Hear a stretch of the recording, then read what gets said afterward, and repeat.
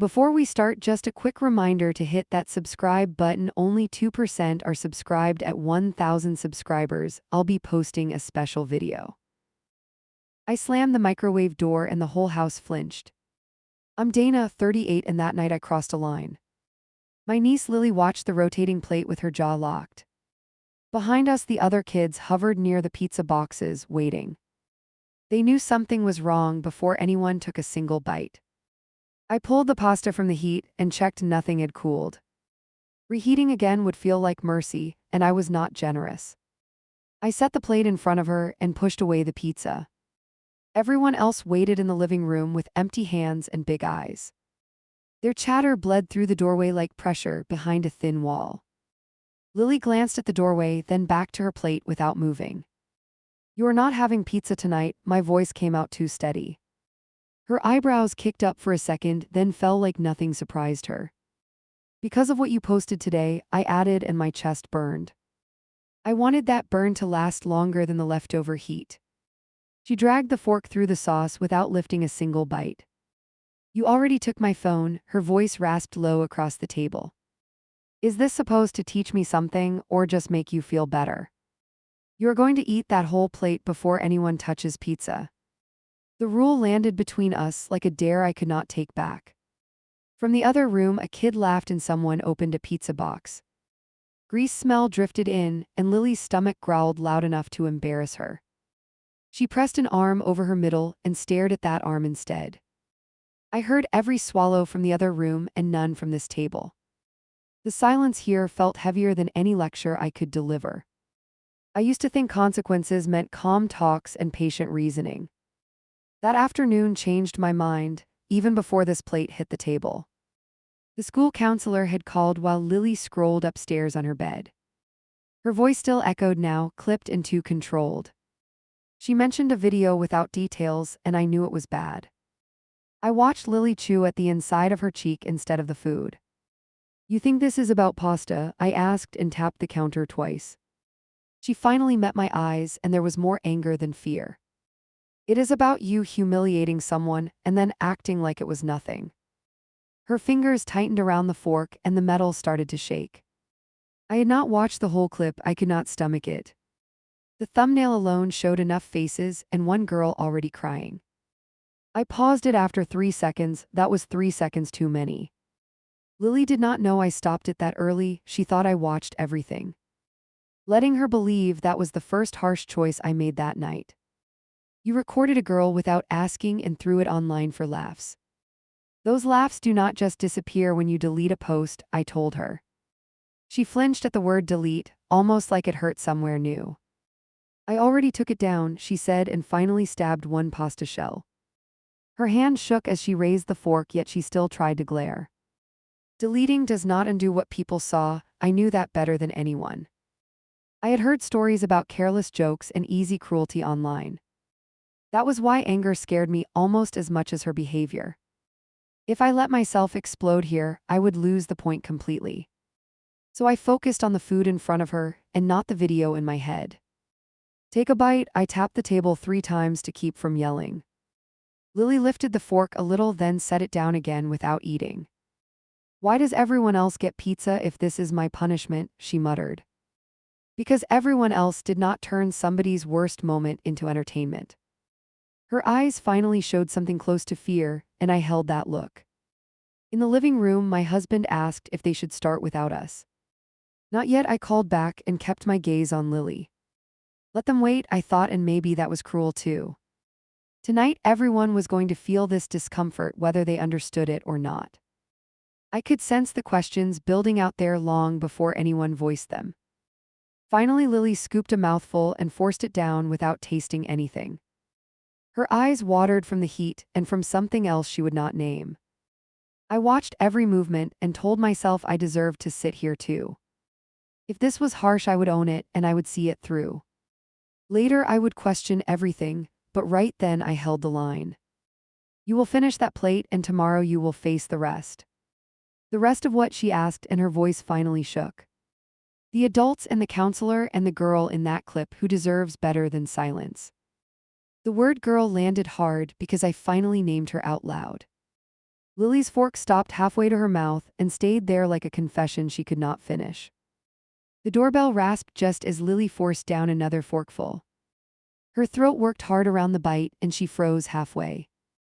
The kids in the living room went silent like someone hit mute. I pushed my chair back too fast and it scraped like a warning. My husband stepped toward the hallway and I lifted a hand. "I've got it," my voice came out rougher than I expected. Lily stared at her plate again and her shoulders hunched a little. I knew if she saw who stood at that door, everything would shift. When I opened it, my brother stood there with his easy grin. He held a couple of extra paper plates tucked under one arm. "Smells amazing out here," he leaned in like this was any normal visit. I blocked his view of the kitchen and felt my stomach twist tighter. "Before you rush in," I touched his forearm and he stopped mid-step. He frowned at my tone and angled his head toward the living room. "Kids starve if I stand here longer," he tried to joke but watched me. I realized I had no neutral version of tonight that still told the truth. He stepped around me anyway, and his gaze landed on the kitchen doorway. From there, he could see Lily alone at the table with that plate. The pizza boxes sat untouched near the others who waited without speaking. His features shifted fast, and I watched the moment he understood this was punishment. "What is going on?" His voice dropped and the room tightened around it. Lily kept her eyes pinned to the pasta and twisted the fork again. My husband stood near the counter with his hands tucked under his arms. Nobody moved toward the pizza like it might explode if they did. "This is between me and her right now." I already knew that would fail. My brother took 2 steps toward the table and planted himself opposite Lily. She flicked her gaze up once, then locked it back on the plate. I could almost see her counting every bite left like it was evidence. "You in trouble?" He spoke to her, but his stare flicked toward me. She gave the smallest shrug like she wished she could vanish into the chair. "For something at school," my words cut through before she could answer. Her fingers tightened around the fork and the metal handle dug into her palm. "What did you do?" he asked her again, and this time she looked at me. She was not asking for protection anymore, just bracing for the impact. "We will talk privately first." I jerked my head toward the hallway. If we did this in front of her, we would shred whatever trust remained. He followed me out of the kitchen and stopped near the stairs. "Is this about grades or something else?" His arms folded across his chest. I unlocked my phone and scrolled straight to the message from the school. My thumb hovered over the thumbnail I had forced myself not to open earlier. The image sat there waiting like a trap we both had to step into. "If you watch this, you only need a few seconds." My voice dropped low. He took the phone and for a heartbeat I wanted to snatch it back. Once he saw it, there would be no way to soften what Lily had done. He tapped the screen and the clip started with sudden shaky movement.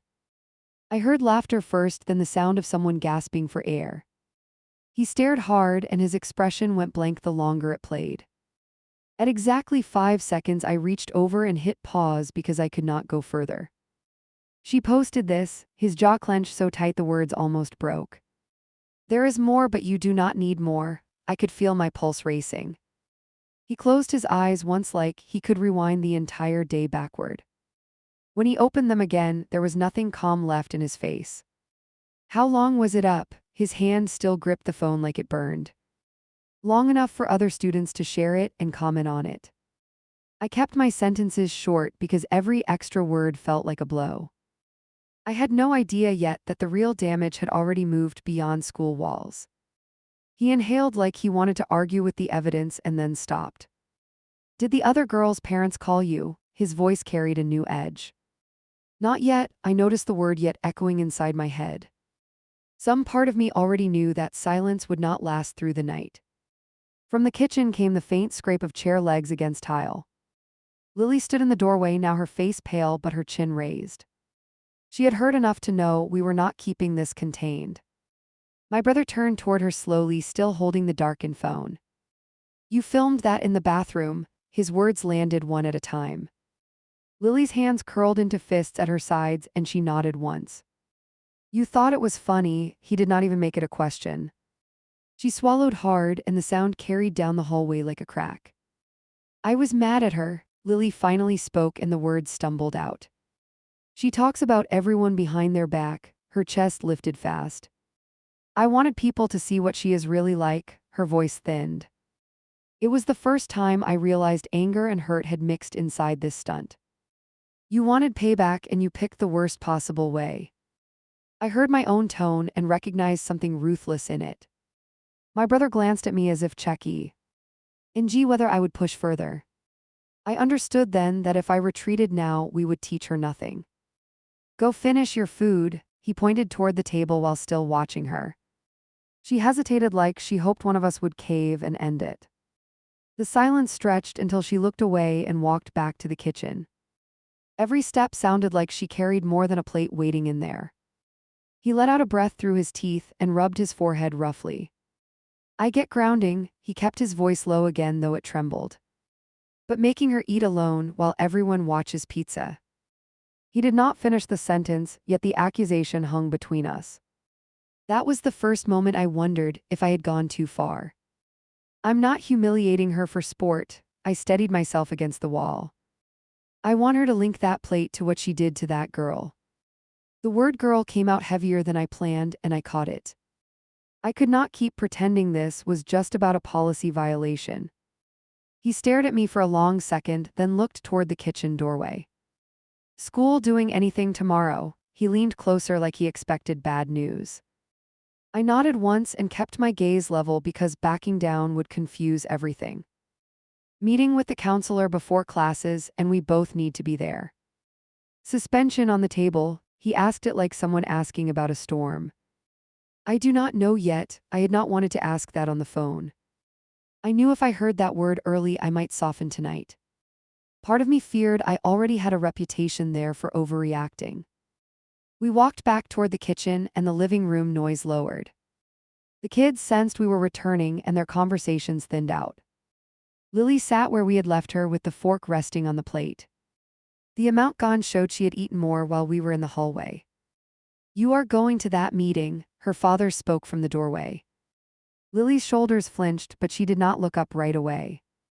You will listen to what they say, and you will not argue. His tone carried a kind of finality I rarely heard from him around her. She lifted her head slowly, and her eyes shone though she refused to cry. They will hate me after this, her lips barely moved around the words. Teachers already think I am a problem, her fingers dug into the seat. I realized she had built a whole story about herself long before today. They might be angry and they might be scared for that girl. I kept my voice even and forced myself to hold her gaze. What they decide about you will depend on what you do now. I believed that when I said it, even though consequences had their own momentum. Finish your food, my brother's voice cut through his hesitation. After that you can have a small slice with everyone. Lily blinked at him, startled like she had misheard that offer. I understood this was his way of saying punishment had limits in his house. I did not argue, though part of me wanted the leftovers to stand as final. Watching him draw that line reminded me she needed both kinds of strength. One that enforced consequences and one that reminded her of belonging. If she walked into that office tomorrow convinced she was garbage, things might break completely. She took another bite and this time her jaw shook while she chewed. The other kids drifted closer to the doorway, smelling the promise of pizza. My husband caught my eye and lifted one brow, asking without words if he should begin. I gave a small nod because holding the whole group hostage would only twist things more. As he started serving slices, my phone buzzed on the counter nearby. An unknown number flashed on the screen with the area code from the school district. For a second I considered letting it go to voicemail and pretending I missed it. Then I picked up because I already knew who it probably was. Hello, my throat tightened while Lily watched me over the rim of her plate. On the other end, a woman introduced herself and named the girl from the video. Her voice shook once, then steadied with a kind of tired determination. I think our daughters need to talk, she said, and my grip on the phone went white. I want them to talk now, her voice pushed through my ear. I turned away from the doorway so Lily only saw my back. The kids near the pizza froze again when they heard my tone. Is she with you? The woman asked, and the room tightened around that question. She's here, I leaned against the wall so my knees would not wobble. Before anything else, how is your daughter? The words felt overdue already. There was a short pause, just breathing and a faint rustle on her side. She will not come out of her room, the woman answered, and I heard exhausted anger under it. I pictured a closed door and a kid on the other side counting mistakes. She had another panic episode after that clip spread, the mother continued. The nurse kept her in the office until dismissal, and I had to pick her up. Each detail landed like it was meant for me, and for the teenager standing behind me. Does she know I'm on the phone? I pressed the speaker icon with my thumb. She knows I am talking to you, came back steadier now. She heard classmates playing the video on repeat right outside the office. I watched Lily watching me, her slice untouched though everyone else had started eating. My brother hovered near the kitchen entrance with his arms folded tight. My husband moved closer without speaking, eyes locked on the phone. The kids in the living room pretended to focus on a cartoon. Every laugh on the screen sounded wrong under what we were hearing. I am not calling to scream at a child, the woman went on. I want her to comprehend what she turned into entertainment today. The word entertainment made Lily's shoulders pull inward like she wanted a shield. I also want my kid to hear whether this is actual remorse or just damage control. I understand, my throat hurt as I kept my voice even. She is grounded and tomorrow there is a meeting at school. I am not asking about punishment from adults, the reply came quick. I am asking whether your niece sees my daughter as a punchline or a person. That line sliced through any defense I had left for Lily tonight. She needs to answer you herself, I said and straightened away from the wall. If I speak for her then nothing changes, not really. The risk of handing control to a teenager in this moment terrified me. Put her on, the words from the other mother left no room for delay. I turned so Lily could see my face and the phone in my hand. Her eyes widened like someone had opened a trapdoor under her feet. She heard every word, I thought, and realized that might be the only good thing. You are going to talk to her mom, I held the device out. Lily stayed rooted beside the table, fingers digging into the edge. I am not ready, she whispered while the line stayed open between us. Neither is her daughter, I answered, and that finally made her move. She stepped forward like each pace carried weight, then took the phone. Her father rested a hand on the back of her chair when she sat.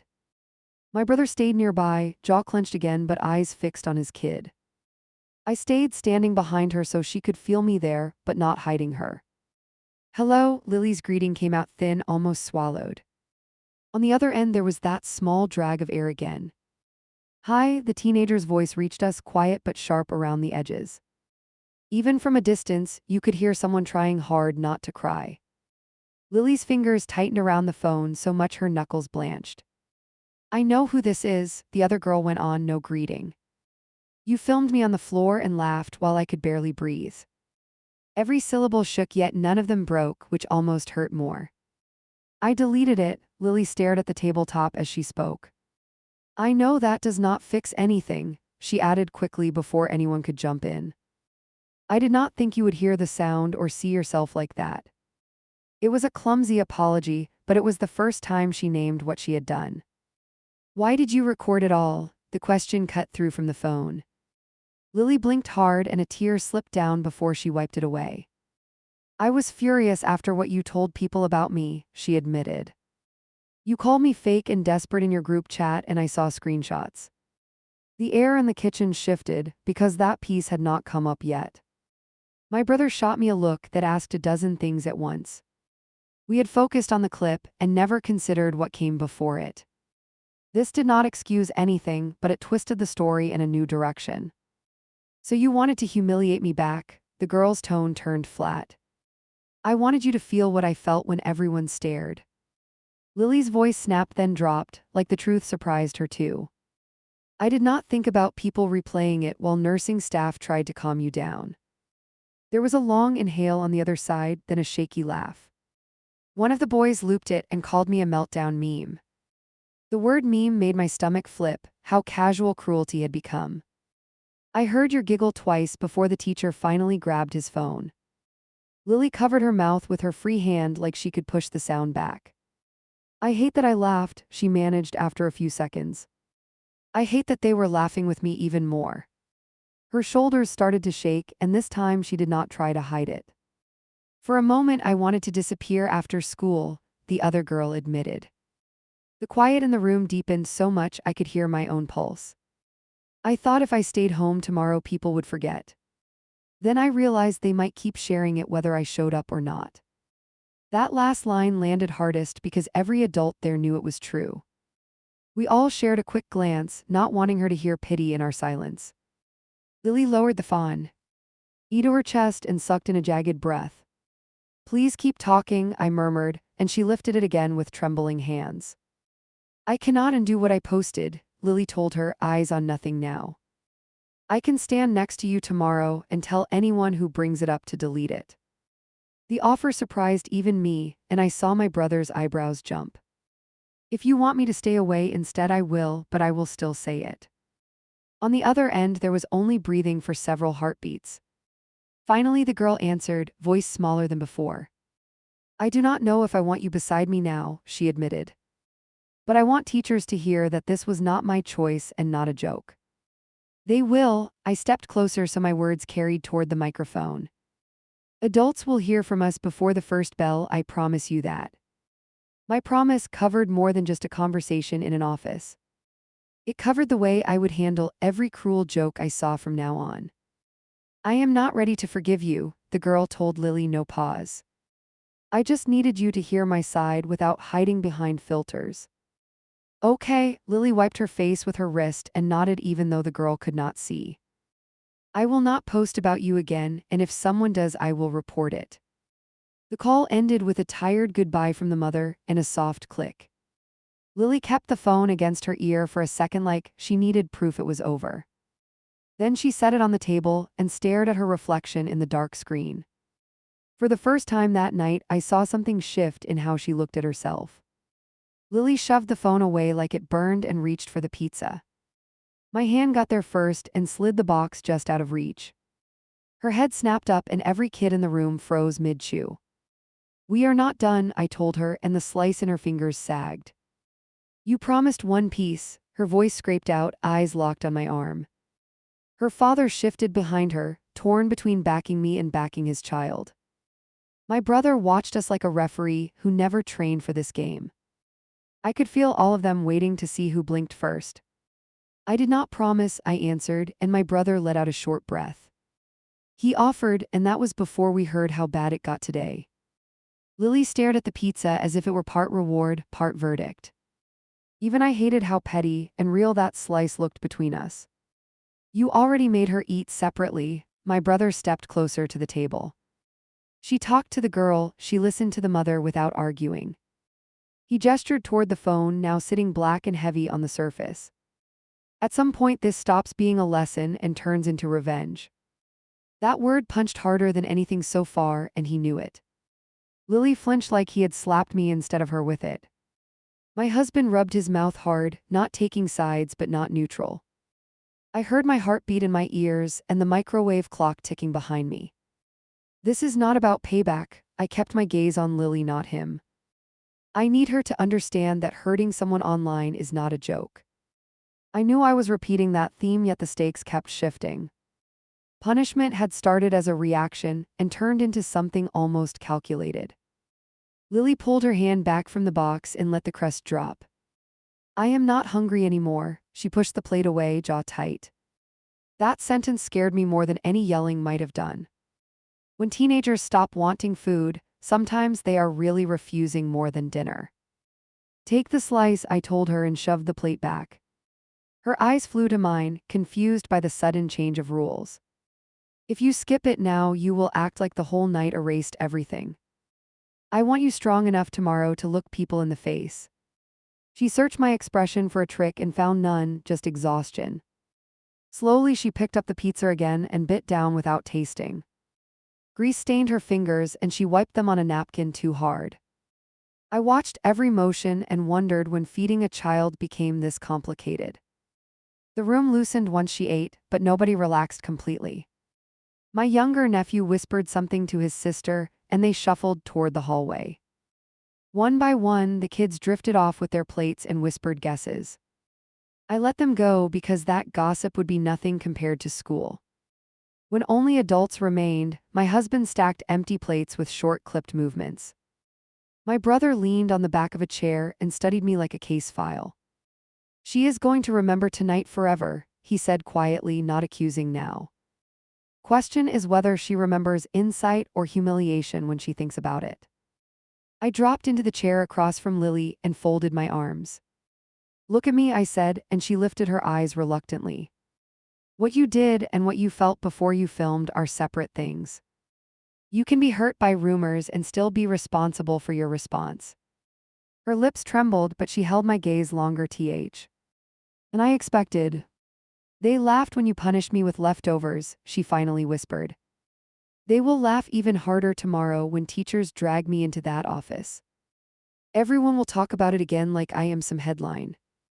They might laugh for a while, I admitted, because lying would be pointless. But the way you handle tomorrow can stop this from becoming your entire identity. I did not use the word brand even though it crossed my mind.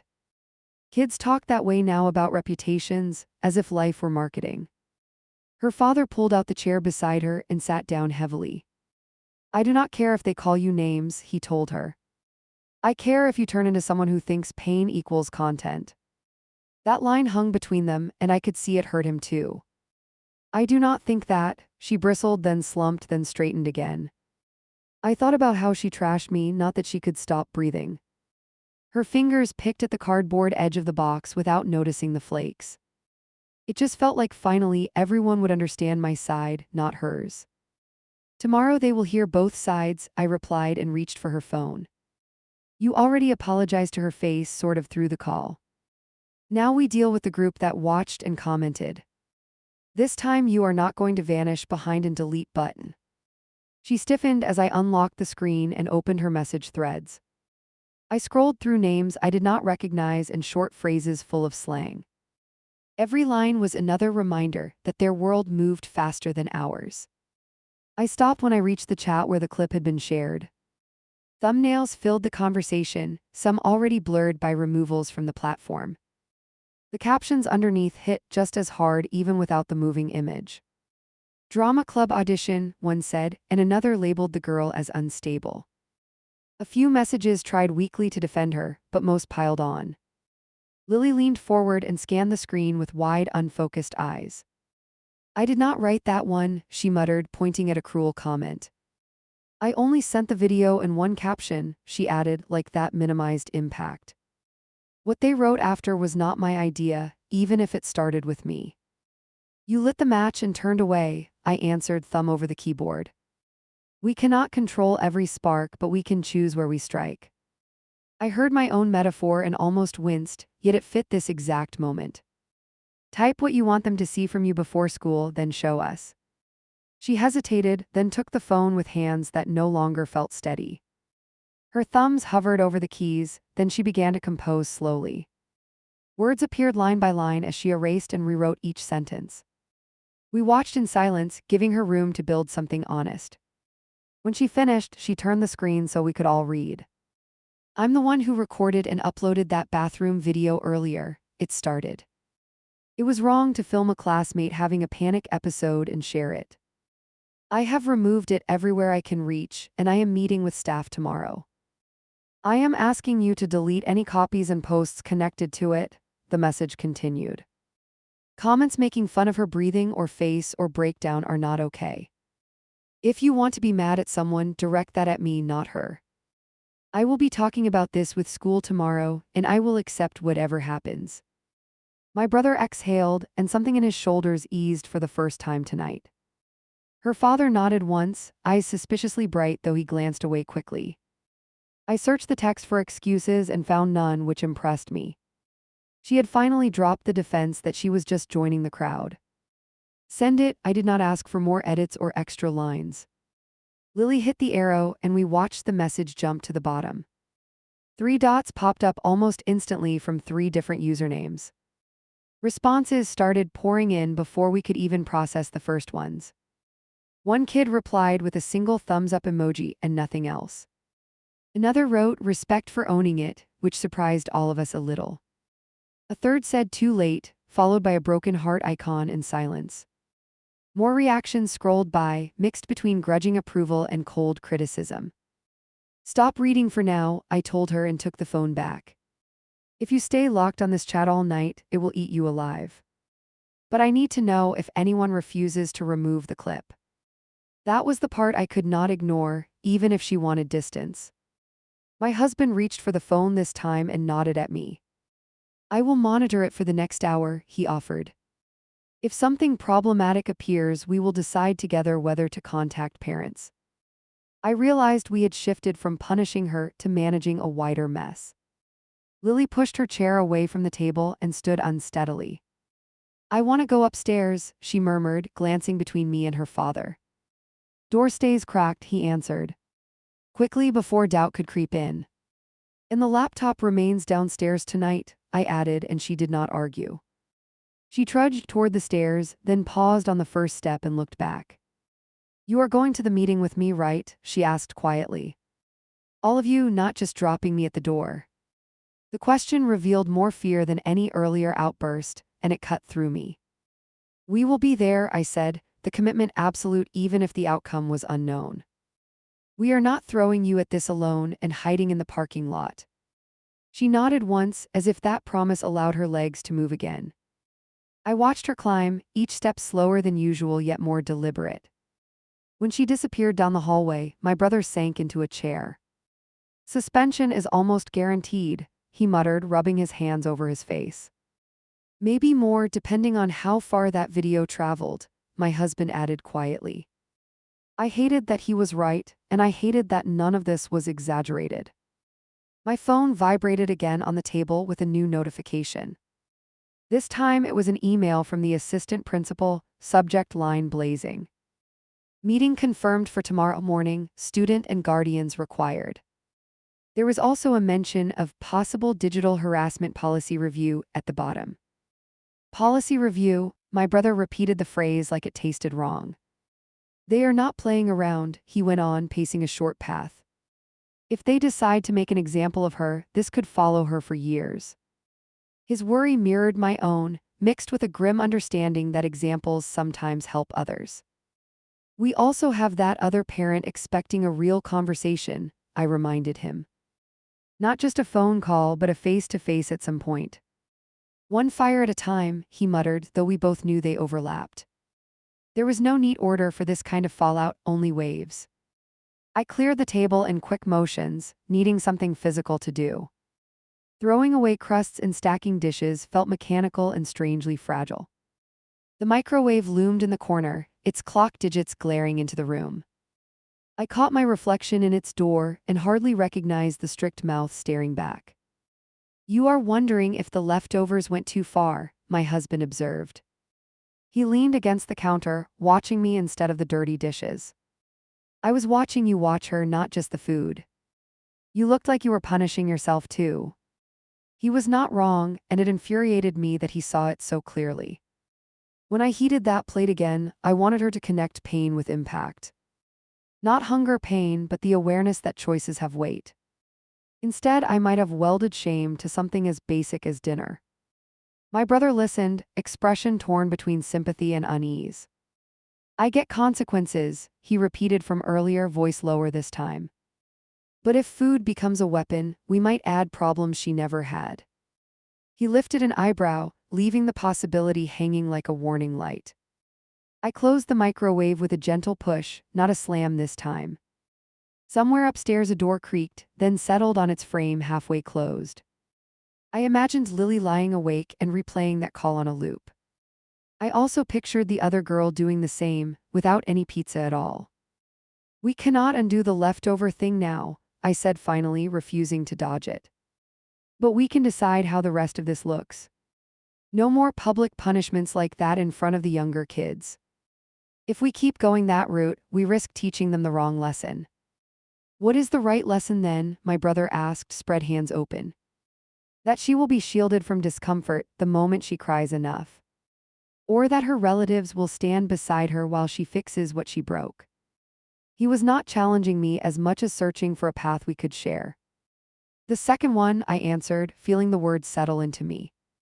She still faces the school, the counselor, the other families. But at home, we switch from executioner to coach. Saying it out loud scared me because it meant stepping off the easy cliff of anger. My husband checked the group chat one more time and frowned. Most kids are saying they removed it, he reported, scrolling. One account keeps posting that someone already saved it off platform.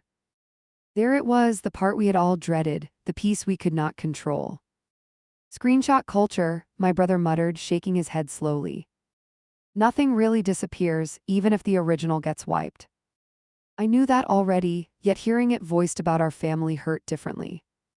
Tomorrow, that truth would sit in the room with the adults evaluating her. Print the email and take screenshots of her apology message, I instructed. If there is any doubt she tried to fix this, I want proof. It felt strange preparing evidence the night before like we were building a case. But I could not walk into that office with only regret and no documentation. We oved around the kitchen in a slow, urgent rhythm, each handling tasks. He snapped photos, my husband drafted a short timeline from call to apology. I jotted a list of people we needed to speak with in person. Every step made the next morning feel more real and more unavoidable. At some point the house quieted, the television finally switched off. The younger kids had drifted to sleep during a movie, plates abandoned. We covered the remaining pizza and left it on the counter, unappealing now. No one touched the leftovers in the fridge, and I suspected we would toss them tomorrow. Before heading to bed, I walked upstairs and paused outside Lily's room. The door stayed slightly open, just like we had set the limit. Inside, the soft rustle of fabric told me she was still awake, still restless. I could have gone in, but I stayed in the hallway and listened instead. Get some rest, I called gently, hand on the doorframe. We have a rough morning ahead, and you will need every bit of strength. There was a pause, then a muffled okay, that sounded drained but sincere. I lingered for one more heartbeat, then forced myself to walk away before I softened the plan. Later, lying in my own bed, I stared at the ceiling and counted regrets. The biggest one was how long it took me to notice what she was capable of posting. The second was how fast I reached for the microwave instead of conversation. I did not sleep quickly, and when I finally drifted off, I dreamed in notifications and ringing phones.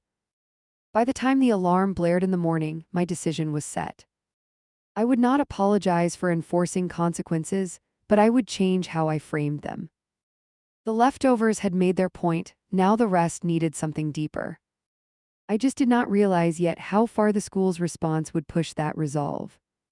Lily cracked the toast in half and dropped it back on the plate. I cannot swallow anything, she muttered, fingers pressed against her neck.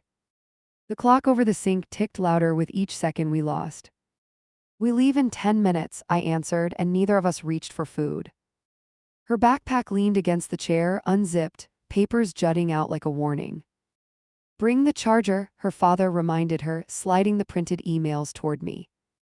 I tucked the stack into a folder, my hands colder than the table.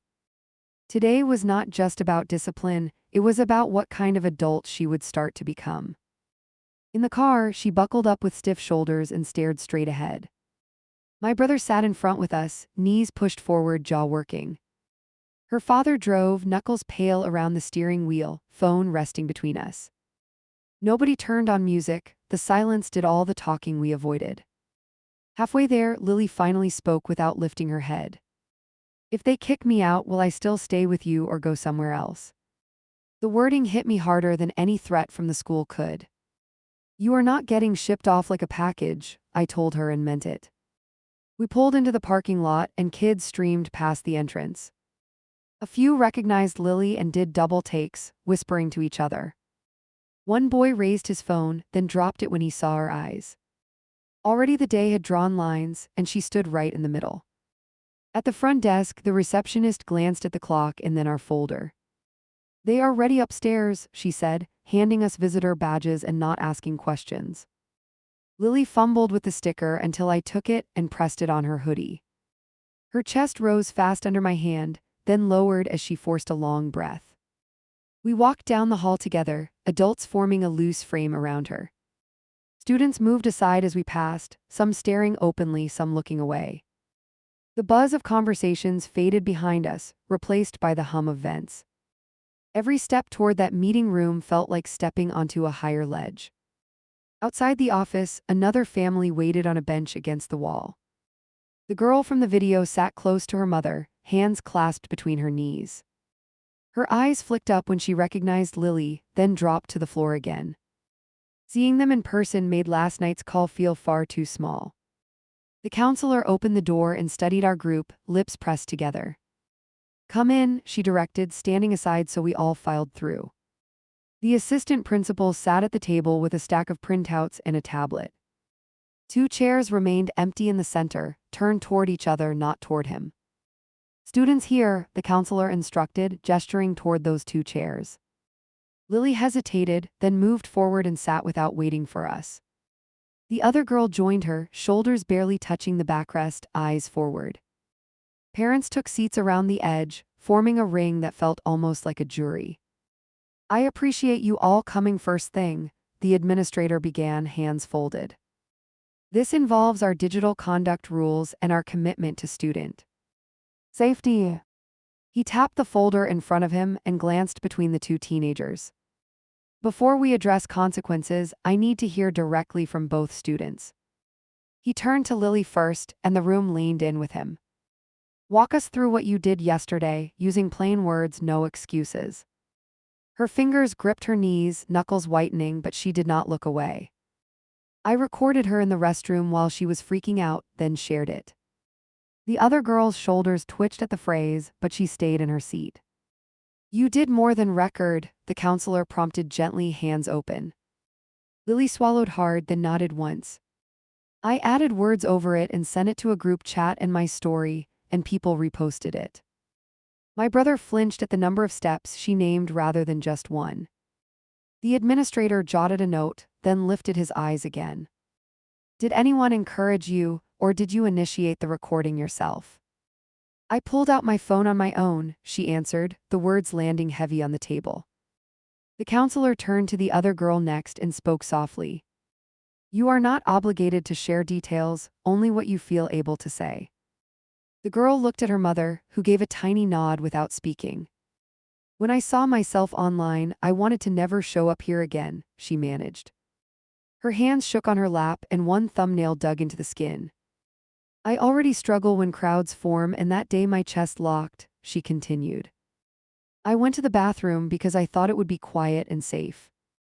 Instead, I heard laughing and realized someone had used that moment to entertain others." Her mother reached over and gripped her wrist, stopping the nail from breaking skin. The administrator listened without interrupting, posture rigid but face careful. "This meets every threshold for harassment under our code," he stated, voice level.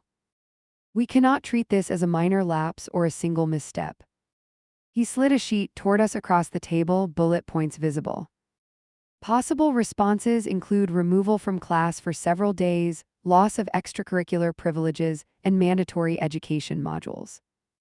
In extreme cases, law enforcement involvement is considered when there is direct threatening intent." He paused there, letting that last part hang without applying it yet. "Lily has already issued a written message to peers asking for deletion," I offered. My brother nudged the copies closer, and the counselor picked them up. The administrator read quickly, eyes moving across the apology Lily typed last night. He exhaled slowly through his nose, which I decided was better than outright anger. "This does demonstrate awareness and ownership," he conceded, placing the page down. "It does not erase the harm or the widespread circulation, but it matters." He turned back to Lily, eyebrows drawing together. "Are you seeking a lighter consequence because of this message, or are you prepared to accept whatever we decide?" Lily looked at the other girl instead of at him, which surprised me. "I am not here to bargain my way out," she answered, voice low but steady. "I came because I need to face what I did, and I need her to hear that I know it was wrong. If the outcome is removal from school for a while, then that is what happens." Her father shifted beside me, swallowing, but he did not interrupt. I watched the other girl's mother, who studied Lily with wary eyes. The counselor leaned forward slightly, elbows near the stack of papers. Tell her, not us, she urged, nodding toward the chair opposite Lily. Lily turned fully then, knees angled toward her classmate. I treated your fear like content, she began, simple and brutal. I was angry over things you wrote about me, and I made you a target to get relief. I cannot undo the clip or the reactions, but I can stop pretending it was just a stupid joke. The girl's jaw clenched and unclenched as she absorbed each sentence. I had to switch off my phone last night because of that video, she replied. My relatives called, asking why I was sobbing on their screen, not knowing the context. I felt like my worst moment was in strangers' pockets, playing while they ate dinner. Every adult in the room reacted to that image in some small way. The administrator looked briefly at me, and I knew he was thinking about my house. We had done something related, even if the audience had been family, not online followers. For a second, I saw the parallel between my own choices and my niece's. The counselor spoke next, her voice calm yet firm. We cannot control everything that escapes into the digital world, she reminded us. We can influence how our community responds when someone weaponizes another person's distress. Then she shifted her attention to the two girls again, centering them. I am proposing a multi-part response, she announced, glancing at the administrator for confirmation. First, an out-of-school suspension for 3 days style. Arting tomorrow. Second, removal from the upcoming school social event and any spirit activities this month. Third, a project created and delivered by Lily about responsible media sharing, presented to her grade. My brother inhaled sharply at the mention of suspension. Lily's fingers twitched, but she did not protest or look around for rescue. The group project piece seemed to startle her more than the discipline itself. Speaking publicly about her misconduct would be another form of exposure, just with intent reversed. The other girl's mother straightened in her chair at that suggestion. I am not comfortable with her gaining attention again through this incident, she voiced. I understand the educational value, but I cannot watch my child relive the embarrassment. Her hand edged closer to her daughter's shoulder, ready to protect. The counselor nodded slowly, acknowledging the concern without discarding the idea. This would not be a rehash of the clip, she clarified. It would focus on how fast harm spreads and what reflection needs to happen before posting. We could involve our tech specialist to keep it grounded rather than performative. All eyes went back to Lily, waiting to see whether she recoiled. Her throat bobbed and she reached for the cup of water in front of her. After a small sip, she set it down thoughtfully. If I stand in front of them, she began, looking at her lap, then I cannot pretend this never happened once the video disappears. The administrator watched her carefully, weighing something in her tone. The alternative is a written assignment shared only with staff and your family, he offered. It would still count, but the impact would be confined to this table. He did not hide that he considered that option less effective for the wider student body. The other girl stirred, surprising all of us. If she has to talk to everyone, I want limits, she declared, eyes suddenly clear. No jokes, no reenactments, no names, no mention of me at all. And I want someone from mental health services there to remind people this is serious. Her mother looked at her with astonishment mixed with pride and worry. The counselor's eyes softened, and she wrote something down quickly. Those conditions are reasonable and important, she responded, nodding. I will personally review any materials before presentation to ensure nothing exploits this again. The administrator cleared his throat, bringing us back to formal decisions. With those parameters, I am leaning toward the educational component plus the disciplinary days. He glanced at us adults around the table for visible objections. My brother looked like he wanted to argue, then closed his mouth and exhaled. I raised my hand slightly, more reflex than requirement. I support consequences that push her into growth instead of only isolation, I said. I do have one concern about safety for both girls after this. How will you monitor peer reaction online tomorrow and the following week? He nodded, expecting that question. We will inform staff during the morning briefing and ask them to report new incidents immediately. Our student resource person will keep an eye on public platforms tied to our campus. We will also send a communication to families reinforcing expectations about sharing media of classmates. The other mother leaned forward, eyes sharp. I want to see that message before it goes out, she requested. I need to know my daughter is not being indirectly blamed for being vulnerable. Her voice broke slightly on that last word yet retained its force. We can share a draft with both families, the counselor agreed. This is about community standards, not shaming the student who was hurt. She turned again to the girls, making sure that part landed. You did not cause what happened to you in that restroom, she told the victim. Lily flinched at the clarity of that statement, which told me she still held onto justification. I watched her eyes gloss over briefly, then narrow with understanding. When she spoke again, her tone held less defensiveness and more resolve. If I hear people bringing it up again, I will shut it down, even if they think I am being annoying. The administrator scribbled a final note and then set his pen aside. Suspension for 3 days, exclusion from the social event, mandatory presentation as defined, and continued counseling, he summarized. Agreement from both parents present, he added, glancing around the circle. We nodded, some reluctantly, some with the heaviness of signing a contract nobody wanted. When the meeting ended, chairs scraped softly against the floor as everyone rose. The other girl stood and clutched her bag strap with both hands. She looked at Lily for a brief second, then away, then back. Do not text me, she said quietly. Let the adults handle future contact for now. Lily dipped her chin once, accepting that bound out argument. Her father placed a hand near her elbow, guiding her toward the door. My brother held the door frame for the other family as they exited. I stayed back a moment, gathering the scattered papers into a neat pile. The counselor approached and touched my arm lightly. She showed more accountability than many students in similar situations, she murmured. It does not erase, but it can be the beginning of something different. Her eyes searched mine, maybe noting the guilt I still carried about last night. At home, I framed things more harshly than I should have, I admitted. I wanted impact so badly that I blurred into shaming. She studied my face, then nodded once. Repair is not just for kids, she remarked, then moved toward the door with the administrator. We walked down the hallway as students filed to class, bells ringing overhead. Whispers followed us like a slow trail, barely audible but present. One girl hissed, "There she is," under her breath to a friend. Another stared at her locker, clearly determined not to glance in our direction. Lily kept her eyes on the floor tiles, counting them silently. Her father walked close enough that their sleeves brushed now and then.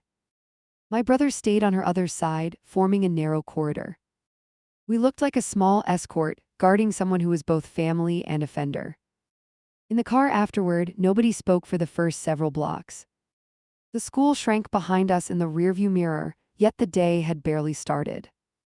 At a stop sign, Lily finally broke the silence with a raw confession. I deserve the days at home, she said, but I do not know how to face that room later. You will be older when you stand there, I answered, watching her reflection in the window. Not by years, but by what you survived between last night and that presentation. She frowned at that, considering. Older does not mean better, she muttered, but without her usual bite. You learned how fast your choices can hurt someone you barely understand, I continued. You watched an adult system respond, and you did not collapse under it. You spoke to the girl you harmed without hiding behind jokes or silence. Those things can become who you are if you let them guide you instead of crush you. She sniffed once and wiped under her eye with the heel of her hand. I keep seeing her hands shaking on her lap, she murmured. Every time I close my eyes, that is what I see first. Not the clip, not the comments, but that detail from the meeting. We pulled into the driveway and the house came into view. I thought about last night's plate, the way I had weaponized normal food. For a moment, I could almost hear the ding echoing behind my ribs. I realized the punishment had carved into me as much as it had into her. Inside, I set my bag down and turned to her before she bolted upstairs. I stand by grounding you in the school measures, I told her. I regret turning dinner into a spectacle and making you eat something different in front of everyone. It made my point, but it also placed you on display in a way too close to what you did to her. She stalled near the bottom step, one hand on the rail. You are not lifting anything, she clarified, wary eyes fixed on mine. Your phone stays limited and your account stays supervised, I answered. I am just admitting I crossed a line while trying to draw one. Her shoulders dropped a fraction, the first sign of release I had seen all morning. It felt like you hated me more than what I posted, she confessed. When you stood by the microwave and watched me chew, I thought you despised who I was. That image pierced deeper now that I had heard the phrase weaponized content from professionals. I was furious and scared, I replied, voice unsteady for the first time today. Not of you, but of the version of you that enjoyed that clip. I punished both of you in that kitchen, you and that part of you. I will not use food or group shame like that again. For a heartbeat, she watched me as if measuring the weight of that promise. Okay, she said at last, still careful, still guarded. Then help me write the thing for later so it is not just adults talking at kids. The shift from defendant to reluctant partner startled me more than the suspension. Later, I agreed, nodding, after you rest and after we check in with your counselor by phone. She headed upstairs more quickly now, backpack thumping against the steps. I moved into the kitchen on instinct and opened the fridge, staring at shelves without really seeing. My hand hovered over the container from yesterday, then moved instead toward eggs and pan. I cooked something simple for myself, more for the ritual than hunger. As it sizzled, I watched the appliance that had been part of last night's lesson. The quiet hum sounded different when it was not part of a punishment. It reminded me that tools were neutral, and it was how we used tea. That twisted everything. That afternoon, while Lily slept off the morning, I sat at the table with a notebook. I sketched bullet points for her eventual speech, careful to avoid sensational words. No mention of brands, no description of the restroom, no hint of the girl's name. Only actions, impact, and the choice not to hit post when someone else's pain is on the screen. By the time she came back downstairs, eyes puffy yet more focused, I had a draft waiting. She dropped into the chair across from me and flipped the notebook around. Her finger traced one line aloud. I turned a person into a moment and a moment into a joke, she read, voice shaking, and I will spend a long time trying to reverse that habit. She looked up at me afterward, lungs pulling hard, and there it was. Not just remorse, not just fear, but the beginning of something like responsibility. I did not know then whether the world around her would let that grow. I only knew that the next time I heard a microwave chime during dinner, I would think twice before turning it into a stage. Start whenever you are ready. The teacher stepped aside and 30 faces turned toward her. Lily gripped the index cards so hard the edges curled. Students stretched in their seats, some eager for drama, some bored. I stood in the back by the door, visitor badge tugging at my shirt. For a heartbeat she looked like she might bolt, and I knew everyone would talk if she did. I did something here that hurt one of you, she began, no greeting. The room felt quiet in a way no adult had managed all year. I am not going to show anything, or name anyone, or talk about details. She glanced at the teacher once, then straightened like she had made a private deal with herself. I am only going to talk about 3 things, she continued, counting on her fingers. Why I pulled my phone out, what happened after I hit post, and what I wish I had done instead. A couple of kids shifted, realizing this was not going to be entertainment. One boy in the second row crossed his arms tighter, waiting to be unimpressed. When I recorded someone having a panic attack in the bathroom, I was furious, she said. I felt like they had trashed me behind my back and gotten away with it. I wanted them to feel small and exposed and powerless, because that is how I felt. She let that sit there, eyes on her hands, while the class processed the word powerless. In that moment I thought my phone would give me control, she added, softer. I did not think about nurses or parents or cousins watching that moment at dinner. I did not think about notifications buzzing while someone's body tried to calm down. I only thought about how many people would finally agree with me for once. The girl who had been hurt stared at her desk, hand wrapped around a pencil. Her friend beside her watched Lily with open suspicion, ready to pounce if this turned performative. The teacher scanned the room, prepared to intervene if the energy flipped. I held my breath, waiting for some stupid joke to break the tension. When you post something like that, you lose control in under a minute, Lily went on. People trimmed it, reposted it, added their own captions, made jokes I did not write. Suddenly it was not just my choice anymore, it was everyone's toy. Adults call that digital footprints, but it felt more like someone kept copying keys. A few students nodded at that, maybe thinking of their own accounts. The boy in front uncrossed his arms just enough to lean forward. You got suspended, someone blurted out from the back, unable to wait. Heads turned, waiting to see if she would dodge that piece. Yes, she answered immediately, not waiting for permission to respond. I lost school days, a social event, and short-term privileges at home. But honestly, that was the easiest part because it had a clear start and end. The harder part is seeing that person's hands shaking every time I think about picking up my phone. That last line landed with a weight I felt across the room. The girl at the desk flinched again, then slowly breathed out. The friend next to her relaxed her shoulders a fraction, tension shifting into wary respect. The teacher let a full 3 seconds pass before moving things forward. Questions, the teacher opened it up, because students needed to speak now or carry it quietly. A boy near the windows shot his hand up fast. If you were mad, why not just confront her instead of filming? He asked bluntly. There was no accusation in his tone, just genuine confusion that echoed my own from before. Because I wanted people backing me up, Lily admitted, gaze sweeping the room. I did not trust my own voice on its own. I thought views meant I must be right, and I hid behind that number. Now I know sometimes a big audience just means you did something awful loudly. A girl in a hoodie leaned forward, eyes narrowed. What about all the rays? Some of us, she challenged, palms open. We saved it, forwarded it, laughed, some of us made worse comments than you. Are we just off the hook because our names did not appear on the apology? Lily paused, clearly not expecting someone to stick their neck out like that. No, she answered, shaking her head once. If you joined in, you helped turn someone into content. But I lit the first match, and I am the one talking right now.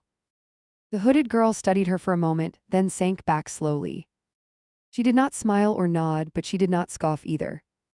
The friend of the victim raised her hand next, fingers trembling slightly. Would you still have apologized if the school had not forced you? She asked. I tensed because this was the question that haunted me too. I do not know what I would have done if nobody called me out, Lily admitted. That scares me more than any suspension. I like to think I would have realized on my own, but clearly my sense of right and wrong was already twisted. The room hummed with whispers that faded quickly when the teacher lifted a hand. Last question, he warned, not wanting this to turn endless. A quiet boy near the middle barely lifted his fingers. If you could talk to yourself the second before you opened your camera, what would you say now? He asked. Lily let her arms drop to her sides and took a slow breath. I would tell myself that revenge does not fix humiliation, it multiplies it, she answered. I would tell myself that making someone look weak online will not make me stronger offline.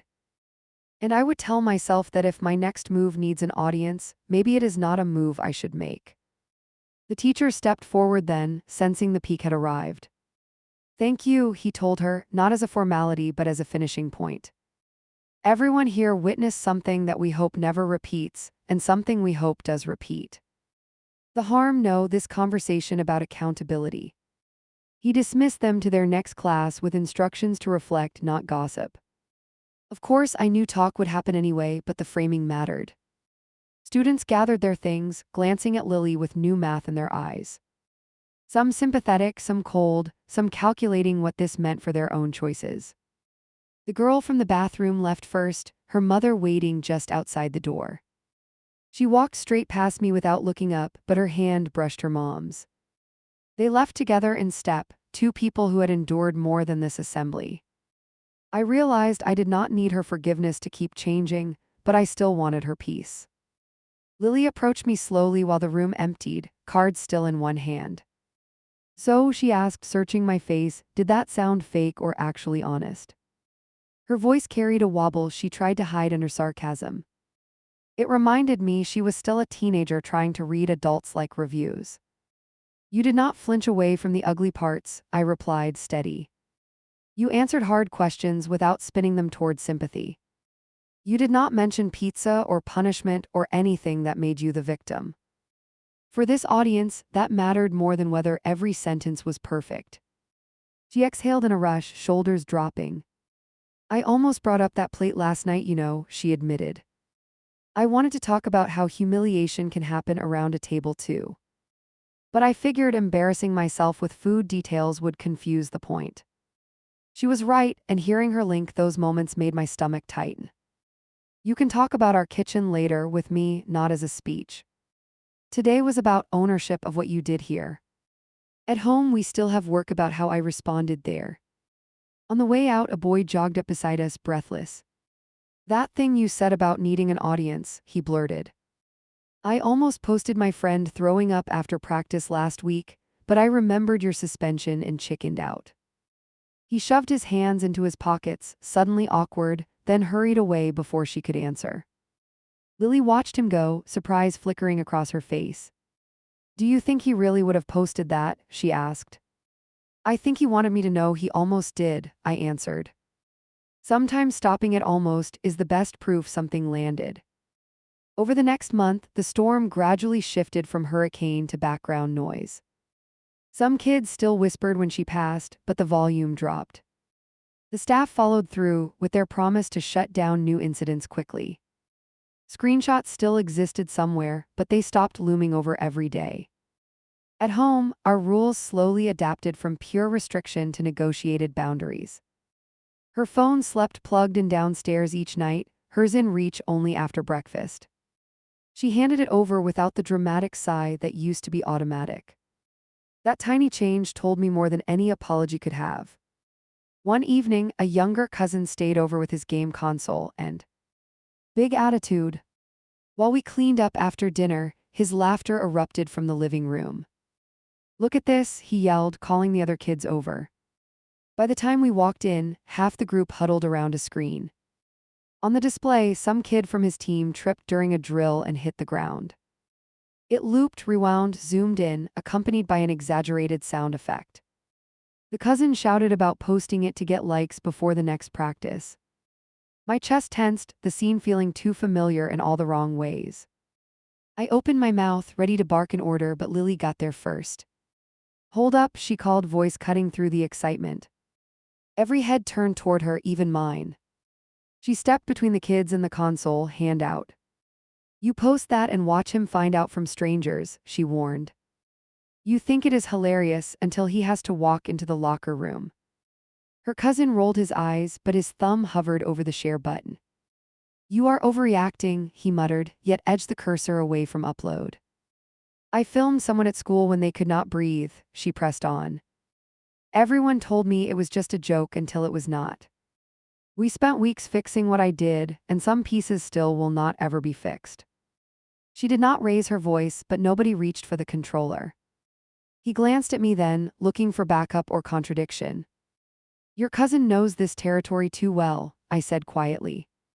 "If she tells you this ends badly, trust that she is the expert tonight."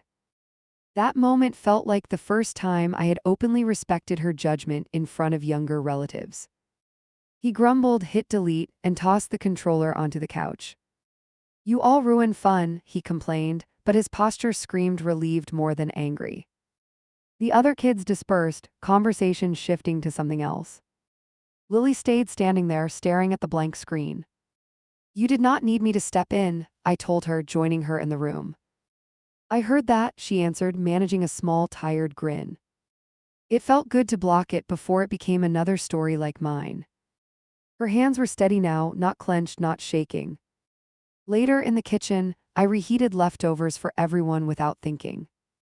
The familiar chime filled the room, quick and sharp. My stomach knotted, memory colliding with the present in an instant. I saw her at the table from that first night, shoulders tight, eyes blazing. She walked in as the timer beeped and paused, listening. That sound still makes you think of that plate, right? She asked quietly. I laughed once, short and humorless. Every single time, I admitted, sliding the dish onto the counter. She reached for a serving, not waiting for anyone else's reaction. Me too, she said, scooping a portion like it was any regular day. But now it reminds me of this week more than that one. This week where I used my voice before my camera. I watched her carry her bowl to the table and sit among the others. No special plate, no separate corner, no eyes glued to her mouth. Just another kid reaching for salt, nudging a cousin, rolling her eyes at a bad joke. The normalcy felt almost unreal, like something we had not exactly earned but were learning to maintain. I sat down across from her and picked up my fork, hands finally calm. I was wrong to turn you into a display at dinner, I told her. If I mess up like that again, I want you to call me on it, not just absorb it. She held my gaze, weighing whether I meant it. I will, she answered without hesitation now. And if I ever point my phone at someone falling apart again, you take it away and throw it in the sink. Her tone was light, but the promise underneath was real. We had become each other's guardrails, even if neither of us quite liked that word. As we ate, I realized the story would always have two scenes. One where I forced her to chew reheated food, while everyone else had fresh slices. Another where she stood in front of a room and refused to let someone else become entertainment. I could not erase the first, but I could choose which one shaped us more. Even now, whenever that appliance chimes, a question flickers up with the sound. Am I about to use this moment to control or to connect? There is no easy recipe for getting it right, and I still burn things. But that night, when she asked for more and passed her plate across the same table as everyone else, I knew we had finally stopped feeding the wrong part of the story.